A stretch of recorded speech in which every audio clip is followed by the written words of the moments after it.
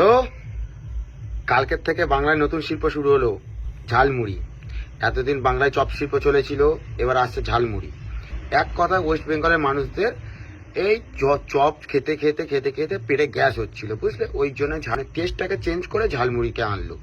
এবার হচ্ছে টিএমসির লোকেরা ভাবছে যে আমাদের পার্টির মিছিলে এত লোক, পার্টির র্যালিতে এত লোক, তাহলে ভোটটা কি করে বিজেপি পেল?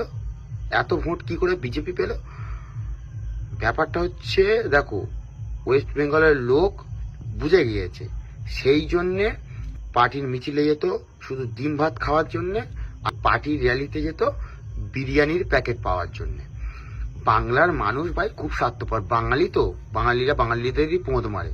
ঠিক ঠিক আছে, টিএমসি পার্টির হারের আরেকটা কারণ, ঠিক আছে, টিএমসি পার্টির যত ক্যান্ডিডেট সব হচ্ছে নায়ক নায়িকা খলনায়ক, এরকম ভর্তি। ঠিক আছে, এবার দেখো, একটা মুভিতে নায়ক থাকে, নায়িকা থাকে, খলনায়ক থাকে, সাইড অ্যাক্টর থাকে, সব মিলিয়ে একটা মুভি হয়।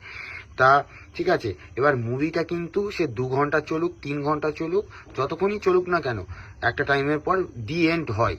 তাহলে যেই পার্টিতে নায়ক নায়িকা খলনায়ক ভর্তি করে রেখে দিয়েছে, ঠিক আছে, তাহলে সেই পার্টিটা কি দি এন্ড হতো না? তো ওই দি এন্ড হয়ে গেছে।